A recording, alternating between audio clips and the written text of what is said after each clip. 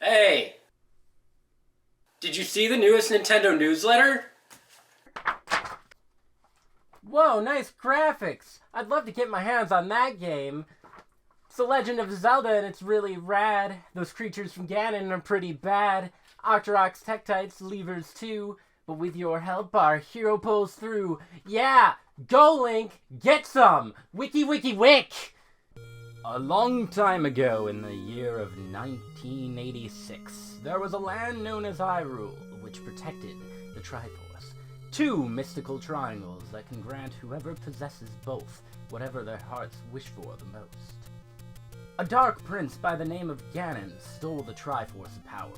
Fearing his rule, the princess of Hyrule, Zelda, split up the Triforce of Wisdom into 8 pieces and hid them throughout the kingdom in an attempt to prevent Ganon from taking over. She tried to escape with her nursemaid Impa, but managed to get caught by Ganon himself. Then a young boy appeared, traveling from parts unknown, and that's the point where any story stops. You're thrown into the game and hear one of the most iconic songs in all of gaming. From this point on, you can build your own legend and figure out how to take down Ganon once and for all, until the next game. Aha! This was amazing for the time, and I'm kind of sad that I didn't get to experience it, because I wouldn't exist for 9 years later. So, yeah.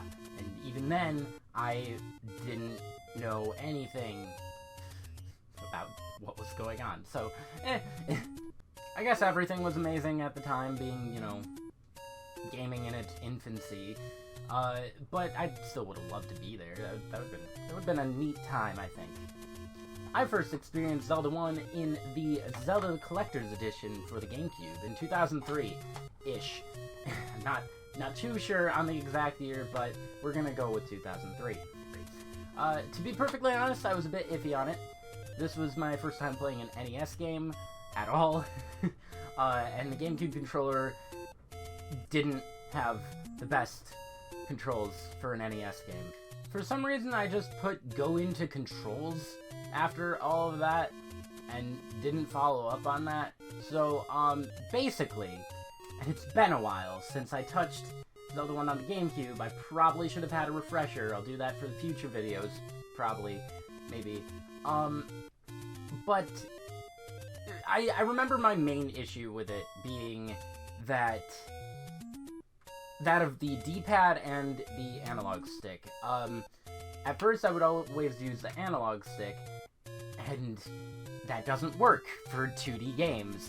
I don't like using the analog stick for 2D games, or certain platformers, depending. Like, I can't do Crash Bandicoot with an analog stick. I have to use the D-pad.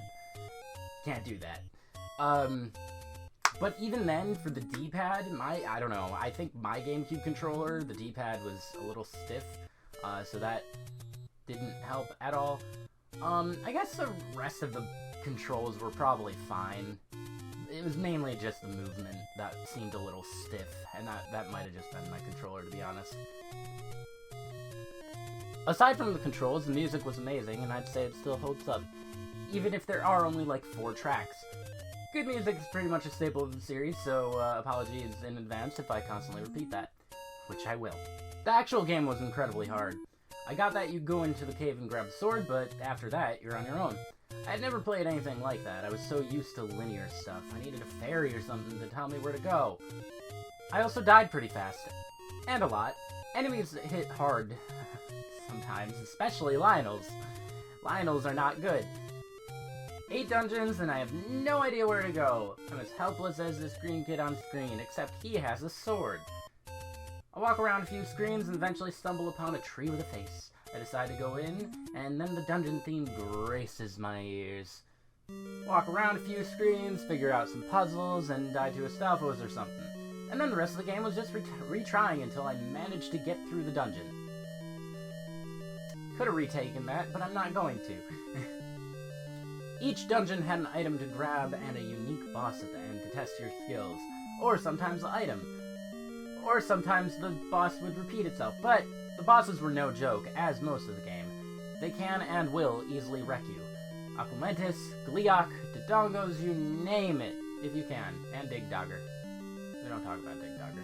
The items aren't great for fighting usually, but more so for world exploration. Things like the bow and boomerang are obviously more for combat, while things like the raft and ladder were to cross water.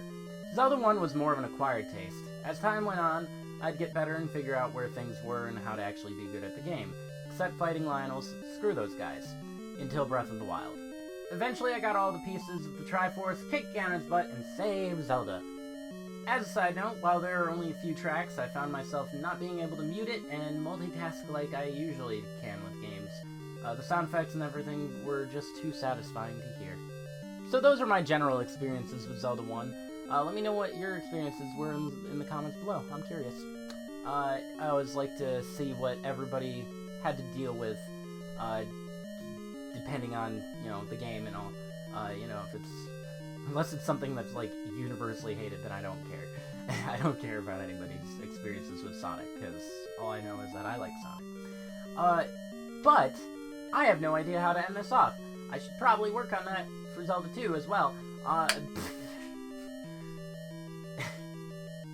In any case, thanks for watching. Hope you enjoyed, and join me next time for more, In any case, thanks for watching. Hope you enjoyed, and join me next time for Zelda 2. Should be a good time. Adios! Hey, did you see the newest Nintendo newsletter?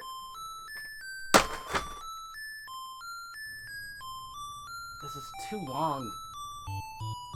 To be perfectly honest, I was a bit iffy on it. This was my first time.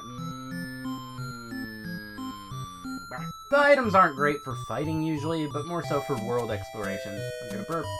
There it is.